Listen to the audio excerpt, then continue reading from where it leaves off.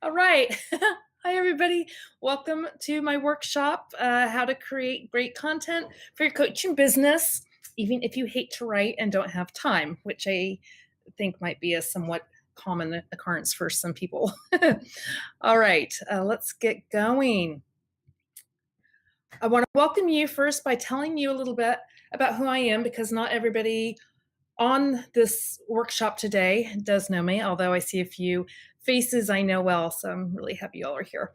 But my name is Susan Rose, and I have been a copywriter for 30 years. I have a Bachelor of Science in journalism and started off my career as magazine editor and worked through a variety of writing and editing and marketing roles for that very, very long time there. For the last 15 years, ever since I started my own business and became self-employed, I have been a content strategist. I did this before anybody even called it that. Back when I started doing it, it was just called marketing. But now it's content strategy, and it's all about how, not just the writing, but writing the right things at the right time and putting them in the right place in front of the right people. So there's a lot of stuff that goes into that, and little spoiler alert, it's not actually all that difficult. This is what the huge brands who spend millions on their marketing do, but it's not really a mystery if you know what it is. But today I'm going to really focus on the writing part of that. I'm targeting this at coaches or people doing coaching type of work because I am a life coach and a holistic health coach. I have those certifications, and for the last few years, I have had a life coaching practice and know all the content that you have to create in this field. You know, even though that is my background and it wasn't at all intimidating to me, I was a little bit surprised about how much I had to do when I started the coaching. But the big takeaway right now is that I have been paid to write content that converts, which is different than just writing, for the more than 15 years. There are strategies and methods to use that will not only get better results, but ultimately make it easier for you and make it faster for you. So that is a triple whammy of benefits from figuring out how to do this. So here is what you're going to learn today. So when I started coaching and I started bopping around, and I'll tell you, I'm a little bit of a course junkie and a little bit of a webinar junkie, so I do them all. And I started hearing these kind of three beliefs that people had or other coaches had about putting their content together or what to do or how to do it in a way that was going to resonate with their audience that weren't right, that were myths about pulling it all together. So I want to talk about those and just a very simple shift that will give you a different perspective on these things, and that's going to suddenly start making your content creation click for you. I want you to learn how to write with ease, even if you don't like it. Even people I know who love it can still struggle with it and it can feel like it takes forever. So once you kind of know what you're doing, it just really shortens the amount of time you spend doing it. I also want you to save time. Content creation is a rabbit hole that is really easy to crawl down into. It's easy just to spend all of your time and feel like you're not doing what you became a coach to do, which is helping people change their lives. So there are ways that you can drastically reduce the amount of time that you're spending doing this and still put out something that is really great, because I'm not talking about putting out something that's not good and not going to resonate with your audience. I'm never in favor of that. Then I'm going to also share with you how to know what to write and where to share it. That's going to be in my bonuses. That's not really part of the 3 myths I want to talk about today. But there is also there's a strategy to whether you're doing a YouTube video or whether you're doing a blog post or whether you're doing a social media post. And it's not, again, a huge mystery if you know what it is, and suddenly like this light bulb is going to go off. So I'm very excited to share that with you also. And all of this matters because I do believe these myths are hurting your business. They hurt mine when I started. Well, I'm going to get into my story in a few minutes, but I've been there. I really have. Um, but your content really needs to resonate with your ideal clients, because these are the ones who want to invest with you, who know that you are the one and only person who can help them. But you've got to be able to touch them. You've got to let them know that you're the one. And if the content you're creating to do that, and that's all your marketing, isn't having that effect, then you're wasting your time. And I don't have time to waste. I don't know about you, but I've got a whole lot of things to do, and I don't actually like working very hard. So I want to spend my time efficiently. Now, I've got coaches on this call, and you all probably do webinars, so you know that there's going to be something coming at the end, and this is no different. I am not selling anything today. I am going to have a free gift for you there, and I have to say I started thinking about what I'm offering, and am thinking I might be a little bit crazy for offering it. So I'm going to do it, and I think this one workshop might be the only time I make this offer, and I'll talk more about that at the end before we get into the Q&A. Now let's just reframe, make sure you are in fact in the right place right now. Creating content that converts and doing it with ease is all for people who dream of growing their coaching business and impacting their lives, but you probably didn't dream about being a full-time writer or content creator or script editor or whatever millions of things you're doing. And so you kind of struggle with all that writing, and especially if you don't see a return on it. Now, for some of you, just the fact that I'm saying you should see some sort of return on your writing might be a huge surprise. But the beauty of digital marketing and where we are today is that you know really quickly whether what you're doing is working for you or not. And so paying attention to that is a humongous time saver. So you worry about wasting time writing stuff people don't read? Ugh, I don't want to do that either. And I've done plenty of it in my career. And you need a proven way to build relationships with prospects, and you don't want to drain your energy.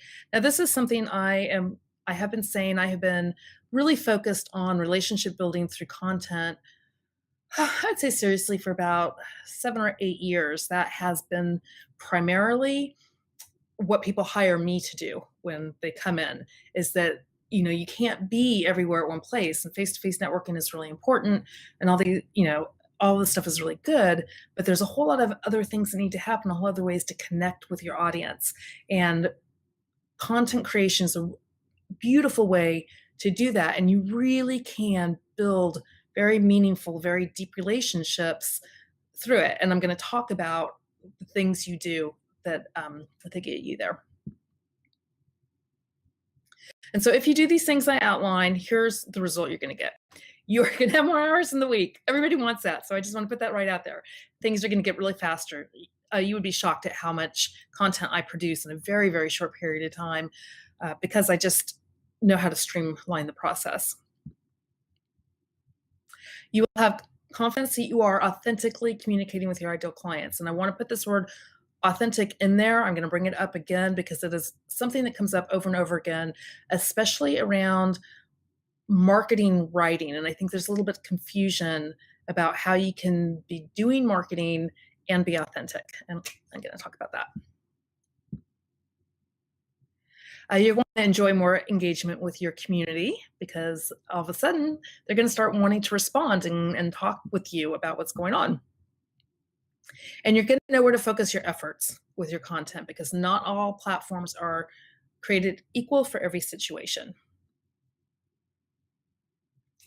And finally, you're going to know how to come up with contents that your clients want, because if they don't want it, it does not matter how good it is. They're not going to look at it.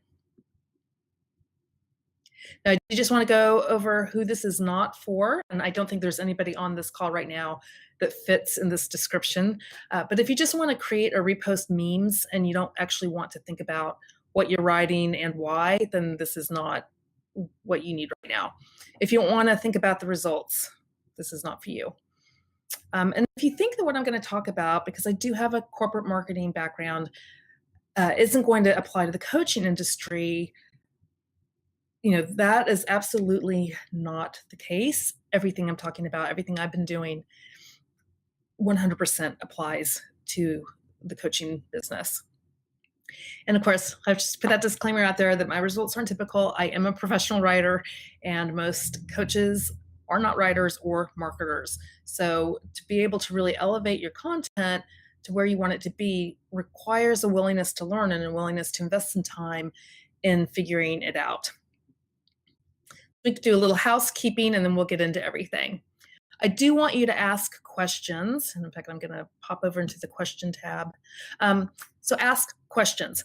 If it makes sense for me to address it when it comes up, I will do that.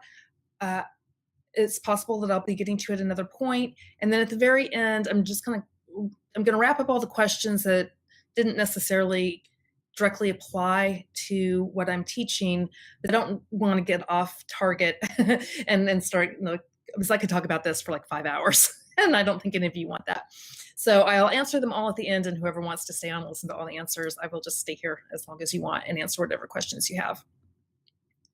So do close out of all your other browsers, turn off your phone, pull out a notebook. There's going to be some things for you to take notes about, and questions that are going to come up for you that you're going to want to ask. So let's just spend, I've got about 45 more minutes to go here for this. It is packed full of information. I'm going to attempt not to talk so fast that you can't follow me. So let's pay attention and let's get into it. Okay, let me share my story. I call it shame, redemption, and service because I did get here through a rather circuitous path that I would very dearly love every other coach in the world to avoid. So here is my story of shame, and it's a very embarrassing story to tell. Basically, when I started my life coaching business, I tossed my 30 years of marketing experience completely out the window. I think back and I reflect on this a lot about why did I do that? And I don't have all the answers yet, but I think it really had to come down to confidence. I was new in the coaching industry and I just really wanted to succeed, and I felt insecure about what I was offering. So I decided that I wasn't going to pay attention to myself. I was going to only listen to the people who had succeeded. And that's, a good thing to do. You should pay attention to people who have succeeded. But in doing that, I didn't pay attention to what I know to be true. So I followed a couple of experts, actually, to tell you the truth, who were giving me good advice. Their programs were good, but they were incomplete. They did not tell the whole story, especially around this content piece of it. And so I wasn't doing things that I needed to be doing and that you need to be doing in order to really have that impact. And that cost me about $50,000 or a little bit more. And every time I say that number, I just want to go like, ugh, and scream. But that's the story. That's what happened. And fortunately, I didn't stay in that place. I was meet my dog, Cammie. Cammie, come say hi to everybody. She periodically has to come up and lick me when I'm doing webinars. So what happened was I was still doing my corporate marketing writing. So I went to a conference on digital marketing, and I sat there listening to these speakers, and it was like this huge light bulb just went off. All of a sudden I was like, what have I been doing? I realized that, I wasn't, that I had all this knowledge inside of me that I was not using for my own business, and I was not seeing the results, and I was struggling and struggling and struggling, and it wasn't working. So I admitted that, and I turned around immediately and started fixing it. And I started seeing the results. All of a sudden, I was having more engagement in my community. I was having these conversations with people that I had not been able to have or wasn't happening, and I wasn't struggling to reach out and find them anymore. And it's because I started using all the tactics I knew from my business to business marketing background. And that was great. So then what started happening is my other friends, other health and life coaches, I'm in multiple communities with people I've met over the years, actually, and they were struggling under the same incomplete advice. They were doing these things, but they didn't have the whole picture. And so it wasn't working for them. So I started telling them what I knew, and I realized that I could be helping more people by sharing this information. So, so I can help avoid the mistakes. And I want to say, I don't know if there are any copywriters on this workshop right now, but if they are, they're going to not like what I'm about to say. I do believe that you can do this on your own. I don't think you need to hire a professional copywriter. I think that if you have the budget and you want to do that, that's fantastic. And here I am. But this is stuff you can do on your own. You don't have to be a really seasoned, polished writer in order to have the impact you want. You do need to know what you don't know right now, which is what I'm going to teach you. And so my hope is that after you go through this, you are going to have some skills that are going to transform what you are already doing in your work. So let's go into the 3 shifts that I'm going to cover. These content myths that are making it harder for you to write, making it take more time, are my content must be perfect before I can put it out. I'm doing and whatever one and only thing you're doing. And then that's enough. You don't have to be doing anything else. And that if I share my opinions, I'll turn people off. Now, you're probably looking at these 3 things and saying, what does that have to do with actually writing and saving time writing? Well, I'm going to get to that. And each one I'm going to tell you how this actually makes your writing easier and makes it faster for you. But these 3 overall myths I see time and time again. It's keeping people from connecting with their audience. So shift number 1, my content must be perfect before I can put it out. So what is this all about? I call it perfection paralysis, and you've probably heard this term in other areas of your business. But what it does is it keeps you from sharing your knowledge and gifts with the people who need you. So first off, you're not going to engage with your audience if they don't get your message. So it has to get out there. And let me tell you, perfection doesn't exist. So I thought I would just tell you a story from early in my career because, especially around writing, this was a really good learning experience for me. I was a magazine editor, and I worked on a national trade publication, but we had a very large circulation. This was a big magazine. And every single thing that went in there, whether it was 1 paragraph or a 5-page article, had no less than 6 rounds of editing for it. And usually 6 rounds of proofreading alone. Like, if anything was going to go out there in the world that was going to be perfect, it was going to be an article in this magazine, or really any big national magazine. The editorial process would shock you how rigid it is and how stringent and how much time and effort everybody spends on it. Every week, or it was bi-weekly, every time the publication dropped, the whole editorial staff would go, we'd pull out one of the magazines, and we would have a contest to see who could find the first typo. And it always took less than a minute for somebody to find a mistake. And we would find more. I mean, we didn't spend days looking for all the mistakes. But the point there being that it was never perfect. It was never perfect. We were hoping that there was nothing horrifyingly egregious that happened. But, every once in a while, there was. But if we had waited for everything to always be perfect, that entire magazine would have never been published. So perfection doesn't exist. So what do you do next? The more important thing is that the shift is my content must be on point. So what that means is that everything you're putting out there is clearly demonstrating your clients' unique struggles and needs. Like, you need to show them to understand who they are and what they're struggling with. And this is so much more valuable than perfect. People don't actually really care about perfect. Most people don't. You will get the occasional email from somebody pointing out all your mistakes, but so what? Who cares? Most people just want to know that you can help them and that you hear them. So if you want to increase your sales, and if you do, if you want to serve more people and have more impact, ultimately that's about increasing the sales. It's all about building trust and demonstrating that you have a solution. So if you don't do that, they'll never buy from you. And I've got several studies that show that. I am a bit of a data geek, in case you don't know that about me. I love looking at studies. I don't want to come up with the stuff in a vacuum and just say, this is how you do it because I think this is how you should do it. I'm going to find the research that backs it up and the numbers that back up what I'm saying. So the trend over the last several years has been really about building this trust through your content, and everything is pointed toward demonstrating that you are somebody that your client can place their trust in, and that you're going to respect that and honor it. So as you can imagine, that has nothing to do with spelling and grammar. So, I'm not advocating putting something out there that is riddled with typos and incoherent and doesn't make sense. That is absolutely not what I'm saying.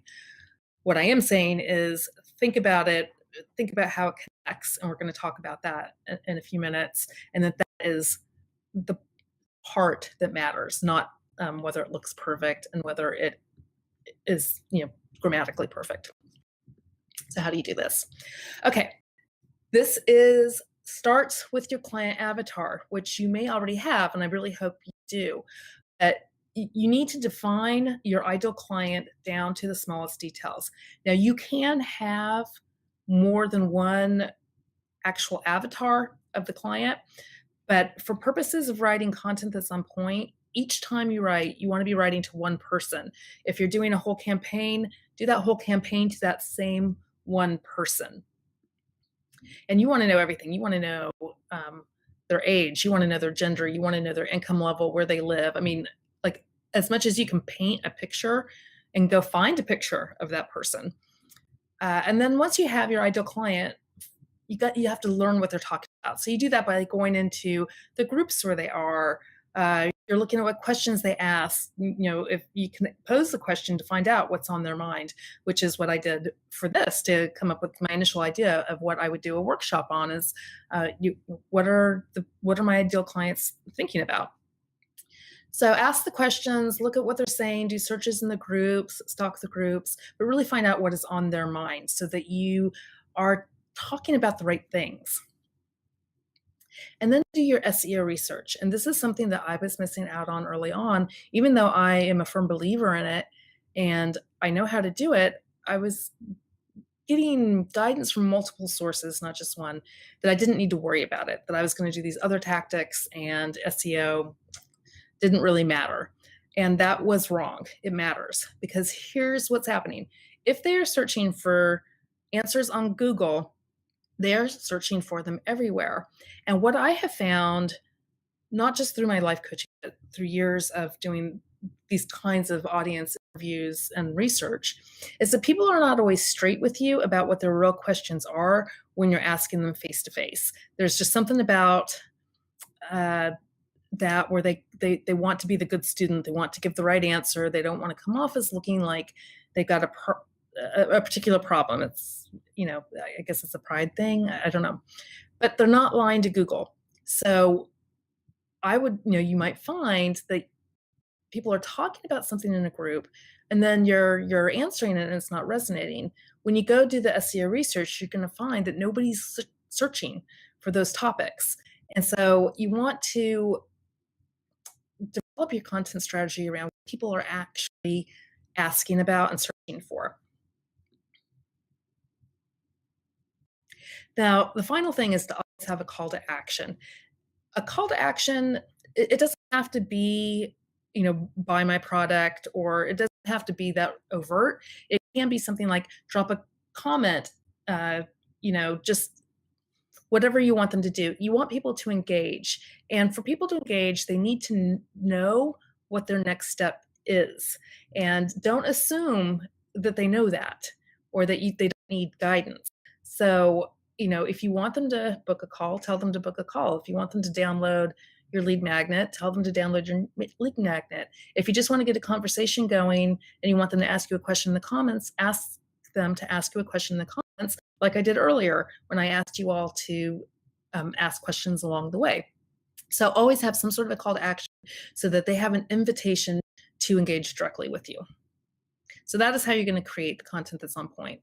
And what this is going to do for you is help you build those relationships, and it's going to demonstrate your expertise, your empathy, and your ability to help. And this is In some areas, this is called authority marketing, and business is called thought leadership. But this is how you get people to trust you when they're outside of your perimeter and they're not talking to you yet. I can't remember if I share this stat later on, but I'm going to tell you now. There have been, over the course of the past couple of years, there have been a few studies that talk about how people go about researching and deciding who they're going to work with across industries. This is industry specific. Runs true no matter where you are and what you're doing. 60% of your potential clients make a decision about whether they're going to work with you before they contact you. So they're out there, they are doing the research, they're looking at your stuff, they're seeing where you show up, they're deciding whether you're somebody they want to investigate further before they call you. So you really want to be out there and influencing them.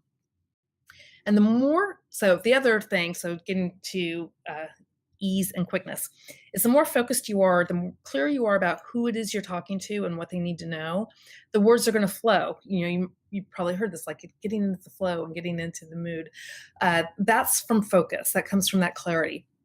And when you're doing that, your writing happens much, much, much faster. I had a coach once who called it her divine downloads. And she talked about, I woke up at 3:00 in the morning and just wrote my entire program. It's because she was really crystal focused on who she was talking to and what it was, their pain, and how she could focus it. And so she would just turn out these programs like nothing. And she's not a professional writer. So you're just going to write faster when you do all of this.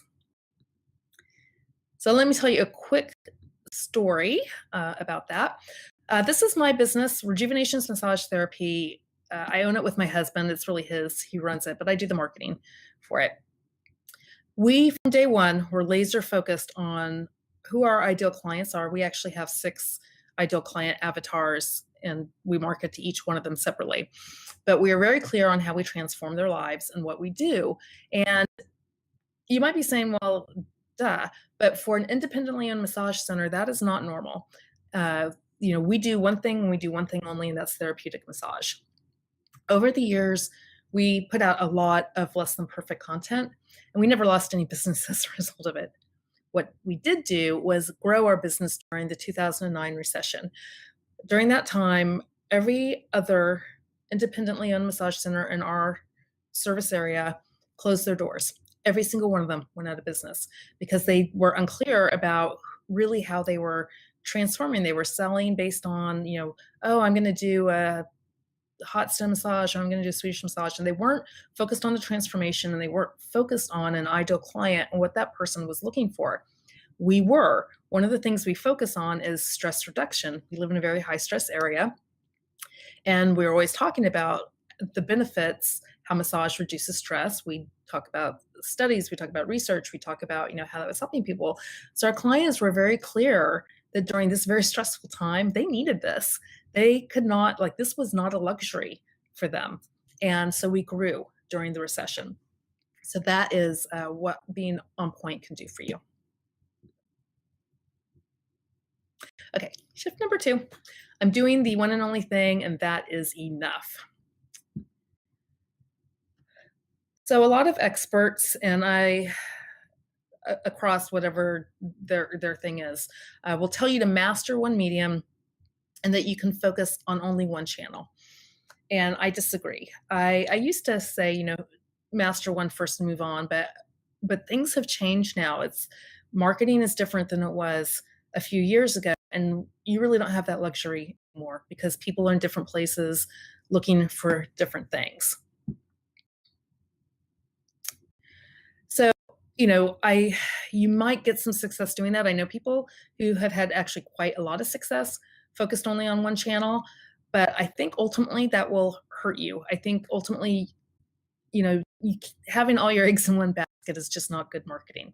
But from a communication standpoint, especially if right now you're starting to do more content marketing and you're wanting to reach people in different places, they're looking for different answers in different places.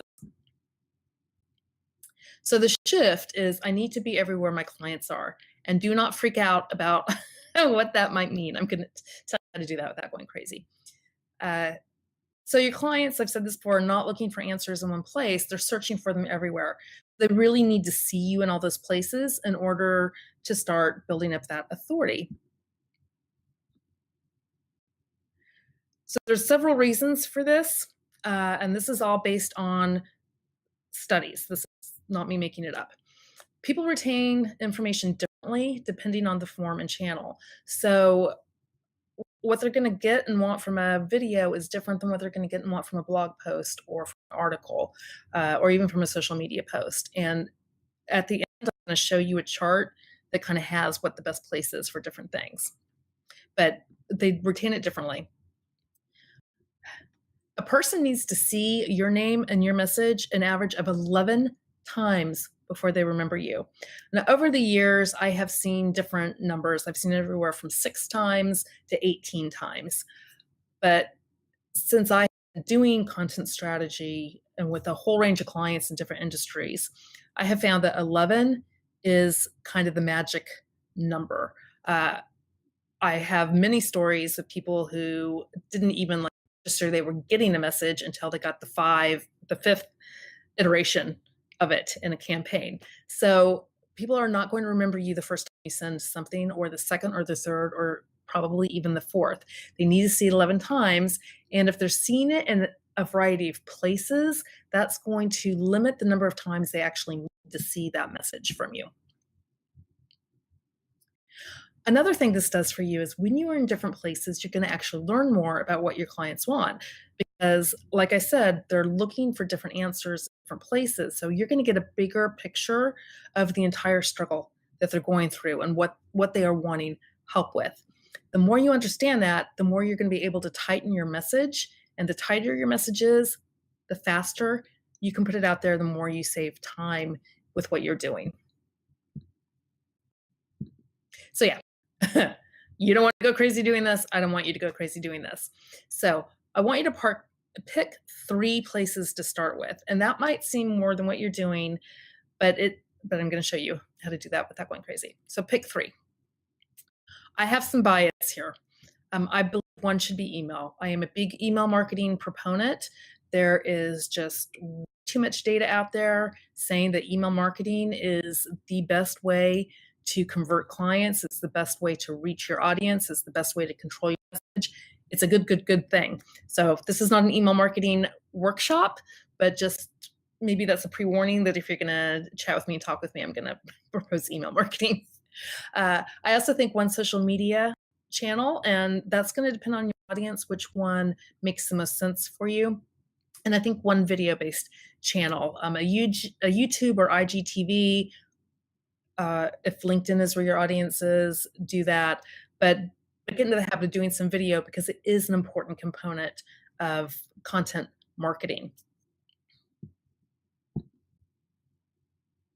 Now, to do this without going crazy and without spending more time, what you do, what professional writers do, is they create it once. So whatever you're more comfortable with, whether it's writing or whether it's speaking, do either like the email or the video first. And then you're going to use that as your template for the other ones. So you're going to carve that up into your social media posts, or you're going to turn the email, you're just going to basically record yourself saying that, or you're going to take the recording of the video and transcribe it so that it becomes the email. But basically you're doing it once and you're using it for all those things. Repurposing is the writer's best friend. And then measure your results, because if you are looking at something, all of these tools have analytics. You can see how many people are opening your emails and how many are looking at your social media posts and watching your videos. You know right away whether this is resonating or not. So an example for me is, it really feels to me like LinkedIn should be a great place to be reaching coaches. I'm in a couple of groups there that have thousands and thousands of members in them. So I thought, yeah, LinkedIn, beautiful. No, LinkedIn is my worst converting source.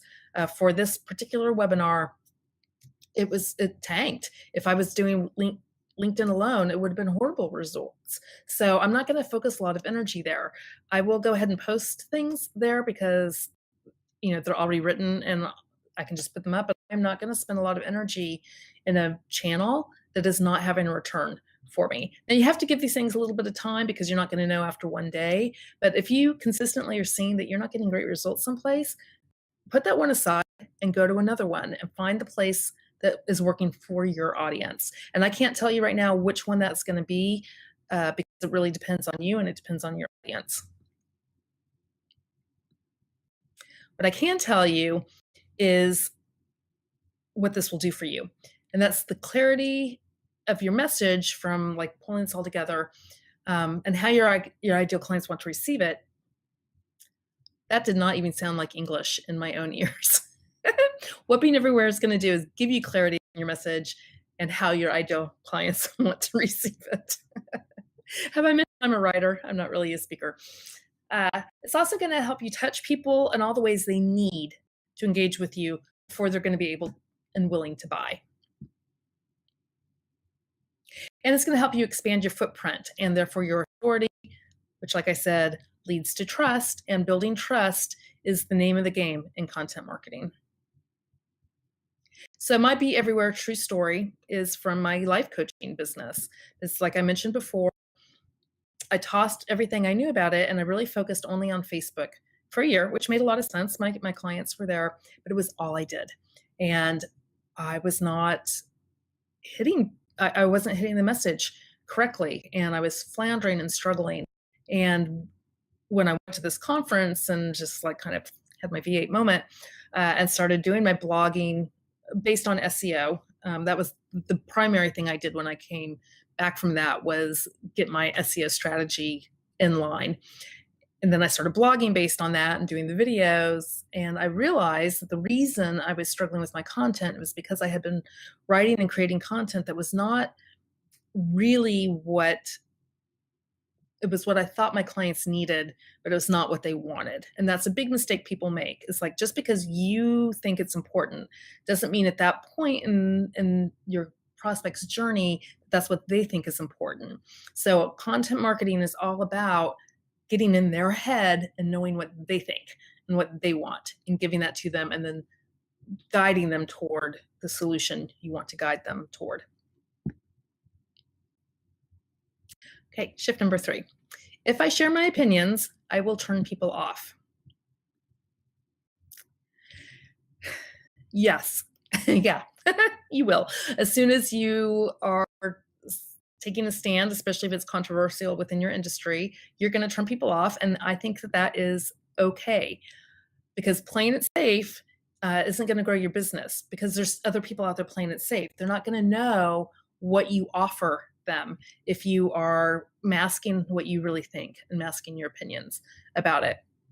From a time standpoint, it is just flat out exhausting to create content that you don't feel passionate about. And if you are masking your opinion and you're afraid to really take your stand, then you're just going to really struggle to write about it. And it's going to take you forever. And I know that 100% because that's what I was doing in my business for a very long time. I was very afraid to put my own spin on things out there. So the shift is take an authentic stand for what I believe. So you need to be clear on what you stand for in your business. And, you know, if you are a health coach and you believe that people need to eat 5 ounces of beef every day in order to be healthy, then you need to stand by that. I don't know any health coaches that think that, but but if that was what you thought, then that's the stand you take, and that's how you're going to resonate with your audience. Now, I do want to say that this is not about politics, a religion, or like really oversharing personal information that's not relevant to your business, unless those are core foundations of your business. Being circumspect about your personal opinions is important, and there's a lot of question around authenticity and what that means. And I see people interpreting that as not having any filter and not having any barriers or boundaries about what they share about themselves in their life. And I think that there is a happy medium there. I think that we have to figure out how to share appropriately.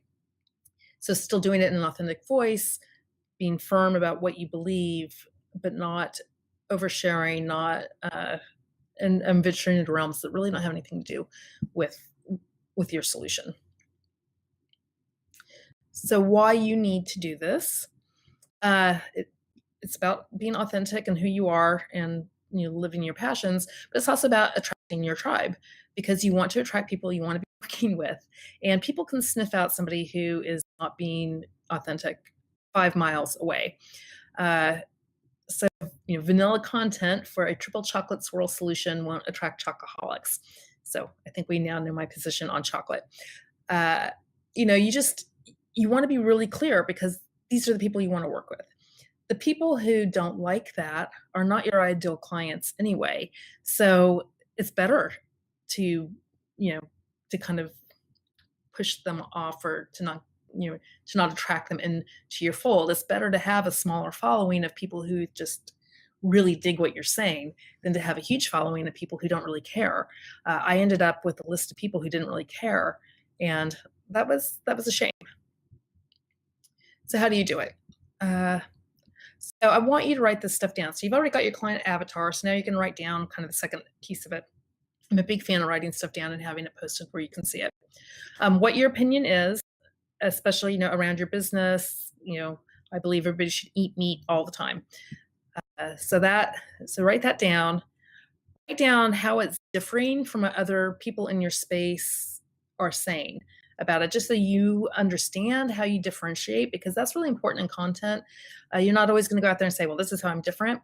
But if you understand how you're different and what you bring, then that starts working its way into all of your copy. And you want to know how this aligns with your ideal client's needs and beliefs. And I think this is a piece people forget to do, because we're all about the client and what the client needs. They might not at that point know that they need you, or know how your solution is going to help them, but there's something in their core beliefs that is aligned with your stand and your opinion. If there's not, then you need to go back and find a new client avatar for somebody who is. And so this is a really good test. And I've had this happen to people. They're going after a particular clientele, and then you start talking about what their opinions and beliefs are, and there's a huge disconnect, and they're never going to cross. So they're not going to sell their solutions in that case. Now keep it where you can see it. Put it on the wall next to your client avatar. So every time you're writing, you want to make sure every piece of content you put out there is in alignment with that message. So you might not be stating the message in particular, but you want to make sure that what you're talking about fits with it. Now, when you do that, that is going to make the writing flow more, because alignment is always the best way to flow your energy wherever you're going. So this is, just another piece of that. And then be consistent in this opinion and why you feel strongly about it.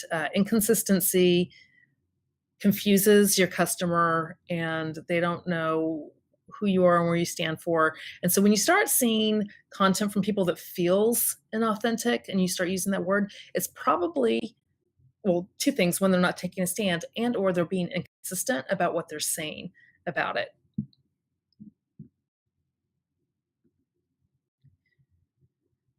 So authenticity, integrity, they're all part of that trust thing. And if you have not figured it out by now, trust is the ultimate goal for all of these shifts, because people just buy from people they trust. If you're alienating people who are not ideal, this is going to leave more room for your ideal clients to come into your space. If you're alienating them, you need to go back and look at your message, or look at who it is you're trying to attract. But I'm pretty confident that's not what you're doing. Then taking a stand, you're going to start seeing more raving fans and people who are passionate about you and what you're doing. They become your biggest cheerleaders, and they can be your greatest sales force going forward. So let me tell you a true story. This one is not about a coaching client, but she got such remarkable results, so I wanted to share it. So Red Thinking is a digital branding agency that I have worked with on and off for many years. And my client, she's owned a branding agency for probably 25 years now. So she has very definite opinions, and she has seen a lot over her time. She's worked with a lot of different people, and specifically around how you hire and contract creative services people. She has very strong opinions about it. But she was afraid to talk about it because her opinion is contrary to how things are actually done in the industry. She is anti RFP, and I don't know if that will mean anything to you, but it means something to me. And I actually agree with her. I think they're horrible. But she didn't want to talk about it. She wanted to keep that to herself because she was afraid people wouldn't invite her to bid on projects. But I was doing a lot of blogging and writing LinkedIn articles for her. And I said, you really feel strongly about this. Let's talk about it. Let's start educating your prospects about why you feel strongly about this and what it's going to do for them to change how they're procuring your services. So she agreed, and we wrote a series of articles all about this, and people absolutely loved it. They went crazy for it. She couldn't believe it. She wrote me back. She was like, I can't, I'm getting so much engagement and people are talking, and her prospects were talking with each other. I mean, they were she didn't even have to really get into the conversation because they were kind of working things out for themselves. And it was really beneficial for her. It set her apart from her competitors. It showed her expertise in something she'd been doing for a very, very long time. And her business boomed. She was actually invited to work with some people she had been wanting to work with. So it was a huge win. And it's because she took a stand and didn't back down from it. She knew what she knew.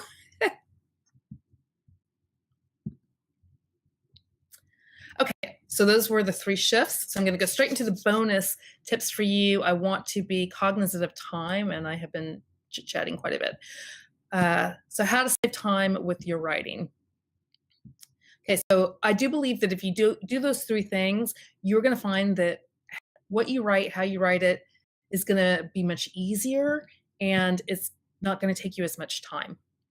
But I do have tricks of us professional copywriters that I'm going to share with you right now. I've already talked about repurposing. You write once, you use it many times. I know people who have turned their workshop into a book and like 5 or 6 blog posts and social media posts and YouTube videos. Like, you've already developed the content and it's good. So use it in absolutely every single way that you can think of. And don't worry about being repetitive too much. So here's a little secret. I didn't put this in here. I date everything that I write, and I will go back in 6 months or a year and reuse something because nobody's remembering it. It's still good advice. I'll rewrite it. I'll put another spin on it, but I'm not recreating the wheel. So I can go and put out a blog post in 5 minutes when I do that. So repurpose and reuse this really great stuff that you already have. Don't write, edit. Editing is significantly easier than writing. That blank page scares the you-know-what out of most people. Even as I've been writing for 30 years, and if I am not sure how I want to approach a topic, and sometimes I write things where I just don't know how I'm going to get into talking about it. It can be very intimidating, and you can look at that blank page for a while and not know what to do. So what you do, what every single professional copywriter I know does, whether they will admit it to you or not, is you go around. I always start my process doing research anyway. I'm looking at other articles, I'm seeing what's out there, I'm learning what's going on. So I will take an article that I either really like or that I really don't like what they're saying, and I will literally copy and paste it into my Word, and I will start from there. So all of a sudden, I am not writing, I'm editing. Now, yeah, is there a danger of plagiarizing if you're not very careful? And I am absolutely not advocating that. That's illegal and it's sleazy. So don't do it. I am advocating inspiration. I'm advocating finding an idea that helps get your own creative juices flowing so you know what to say. Every time I do this, I cut and paste and I move stuff around, and that process of editing gets me thinking. It gets your brain kind of organized so that you can go in with your own thoughts and write what you want to say. So it's a really great method, but you do need to be careful that you are not copying anything. And if you are going to use a significant portion of somebody else's thoughts, if you come across something you're like, I could not possibly say this better, give that person credit. I do a lot of articles that way. It's like, I read this thought from so-and-so, and here's a little bit more additional information. So give credit where credit is due if it's necessary. But editing is so much easier than writing. The third one is record and transcribe. This is for my people who are more, who like to talk and who don't like to write so much. And I know a lot of them. I know people who've written entire books by this method.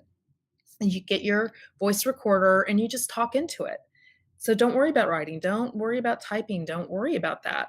You're talking, you're putting out your points, you're saying what's on your mind. You're articulating it that way if you think out loud. And then you send it to a transcription service and have it transcribed. I use rev.com, which is $1 a minute. There are a few of them, but I've been using Rev for years and I love them, and I get no affiliate link for saying that. But it's really great. So you get a transcription back, and now you're back up at number 2. You're editing, you're not writing, and you're mixing those thoughts around. I wrote a series of 3 articles for a coach I know. Obviously, I know her. I wrote her articles. We wrote 3 articles together, and she really didn't know what she wanted to say. So we sat down. I sat with her for an hour and interviewed her about what her goals were, what her thoughts were around what she wanted to talk about, what was different about the approach she was using. And she just had a conversation because she was so stressed out about having to give me background to write these articles. But talking, she could talk about this forever.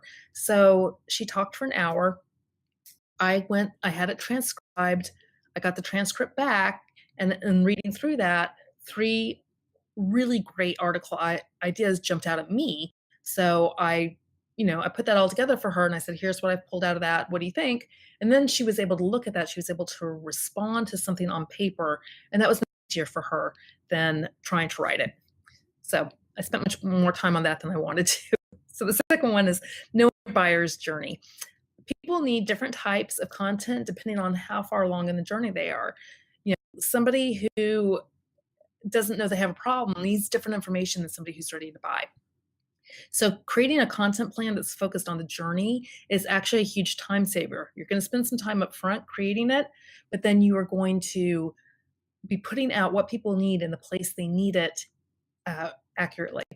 So this is my chart. I'm not going to go through it because we are running short on time. I will happily send this to anybody who wants it. It is in an ebook that I have. I'm happy to give it to you. So all you need to do is just ping me and say that you want it. But basically, it's the different stages. So when somebody doesn't know they have a problem, they need really emotional content that's going to wake them up to their problem. So this is where social media is great. This is where your commenting in groups and forums is really helpful. When they're evaluating, they're deciding they need more information. They need these longer workshops. They need really long articles that get into the meat of what you're doing. That's what they want at that stage. If you're not doing any of that, you're missing an opportunity to convert them before they talk to you because they're already kind of making that decision. So this is a really great chart. Like I said, just let me know if you need it later. Whoops. Okay, so the 3 shifts. My content must be on point. I need to be everywhere. And take an authentic stand for what I believe. So those are those 3 shifts. All right. The next steps are an important thing. So here are your next steps. Because I've just shown you everything to do, how I do it, how my clients do it, share some case studies, always happy to share more. So I just want you to do it. Just do these things because I want this to be real help. I want you to see, I want your writing life to be easier and faster, and I want it to convert for you more and more.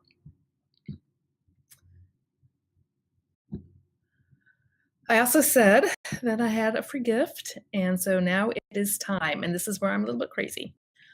I'm going to do a personal content audit for you. So this is probably the only time I'm going to do this because this is going to actually be very time consuming for me to offer this gift, but I think it's going to be really helpful to you if you take me up on it. So what it is we'll do a call. So what you would do right now is book the call. I think there's a button that has probably popped up already for you to book.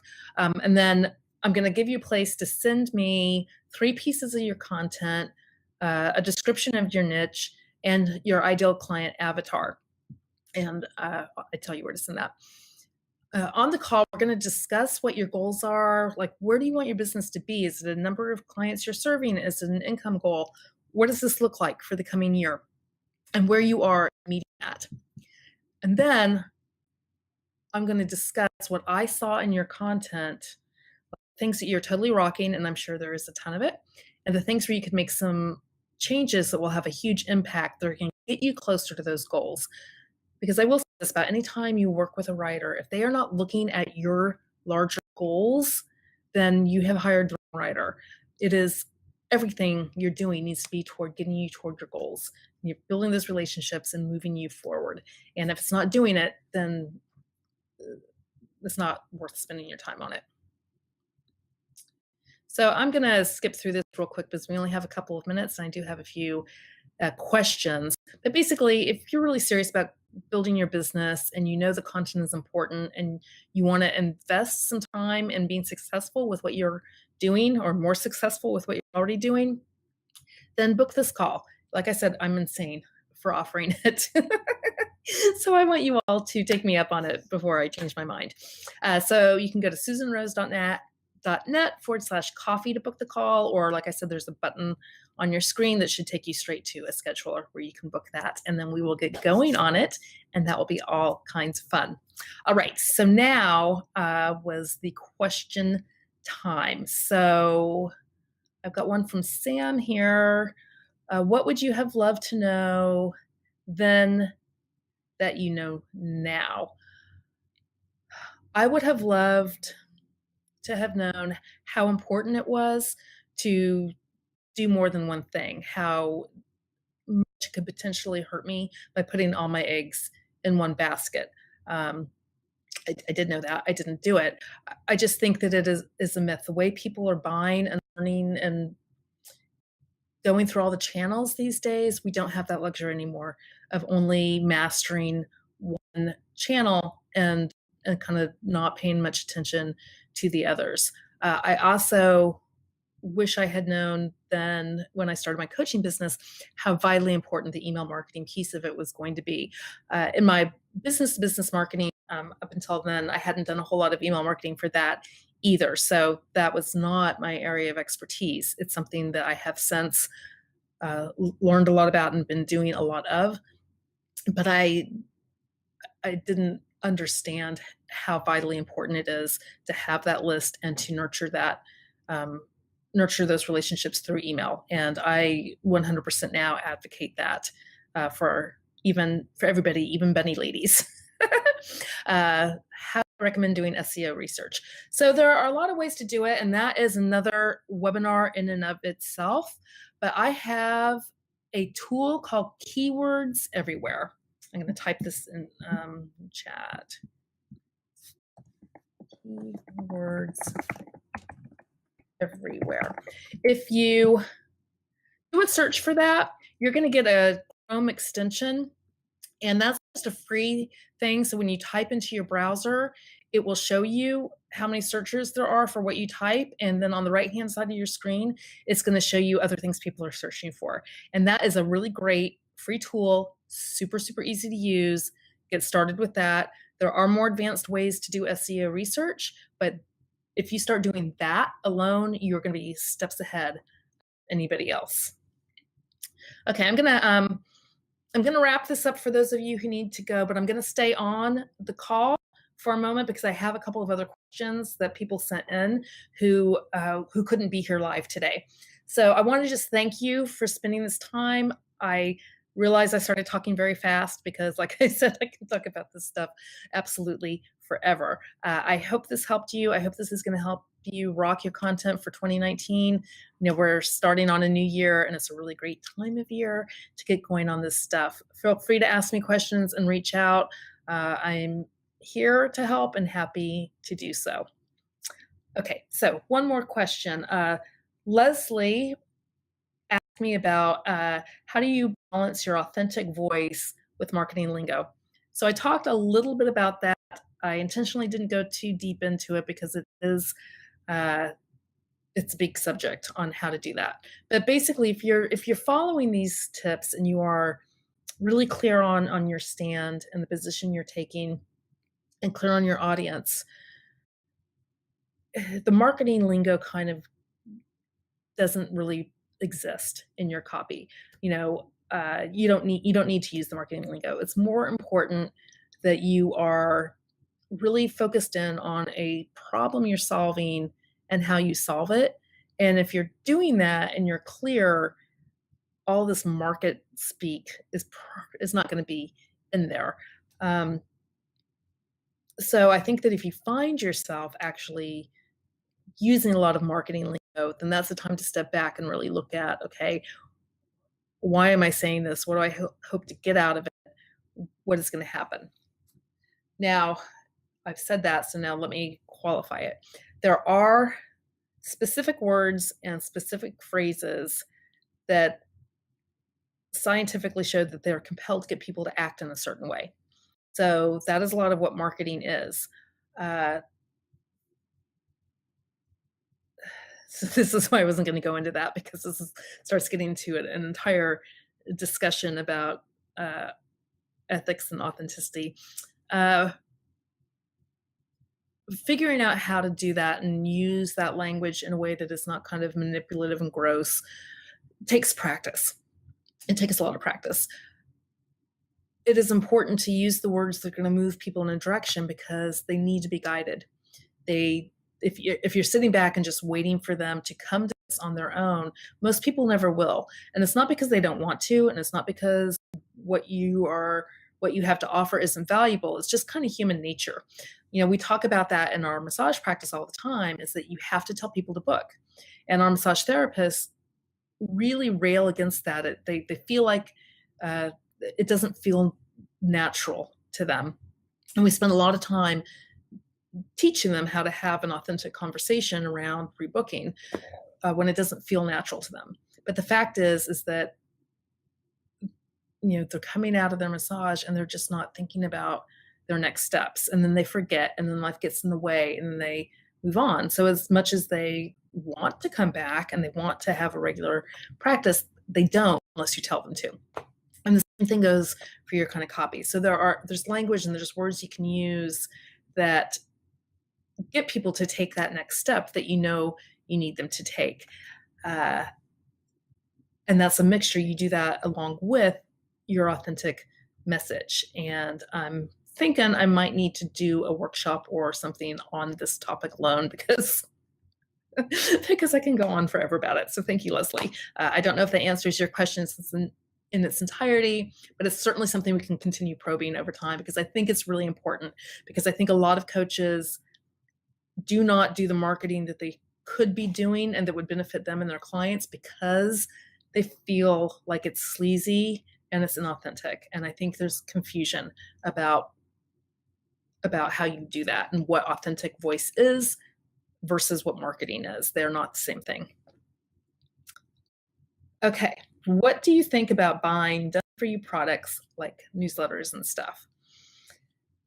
So this is really great. There are a lot of things out there. I mean, I put out a download that was email subject lines that convert. And so I sent that out there with giving people permission to just copy and paste them and use them. And there's a lot of things like that. A lot of people selling, your ready-made newsletter, your email sequence that's already written for you. I think that those are a great starting point. I I use swipe files all the time. I think they are fantastic. I'm a big fan of finding inspiration wherever you can, and this is all a creative process. It's about being inspired to do it. A lot of times what you will find with these done for you things is that they're not your voice. And so when you are getting into that, like, how do I sound authentic? Well, you sound authentic by using your own voice and using your own words. So a lot of these templates, they're not going to fit unless you got it from somebody who happens to serve your exact same ideal client in the exact same way. They're not going to fit 100% with what you're doing. And that is okay.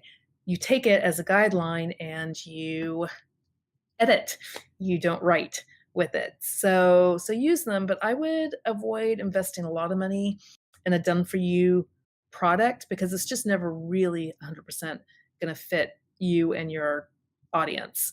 I did the other day, a friend of mine was asking about, uh, she needed help with her writing, but she didn't want to hire a writer because she feels like for what she's doing, she really needs to actually do the bulk of it. So we're talking about, can you hire somebody to do it? Now this, there's a whole lot of, there's different spectrums of hiring a writer. But one thing you can do is, you can go onto a place like Upwork or Fiverr, where you're going to find a very low cost writer. Now, I'm not a low cost writer, so my position on that is you get what you pay for. I have never seen a low cost writer produce something that I would put out there under my own thing. That's okay, but you can hire somebody to do your first draft. You can hire them to come up with the ideas, to do your research, and to throw something together so that you are then editing it and not writing it. So the more you can do that to put yourself in a position where you are not doing the first draft of it, the easier your life is going to be. So that's my position on the done for you and hiring low cost writers. And with that, those are the ends of the questions. So did anybody have anything else? Let me just scroll through and see if I missed anything. I don't think I did. So thank you all for those who were here live, and I appreciate seeing you. Have an absolutely wonderful day, and you'll be getting a replay link, so you know, so you can go back and watch it again, maybe hear some of the stuff that I went through really quickly, and have a wonderful New Year's. Bye.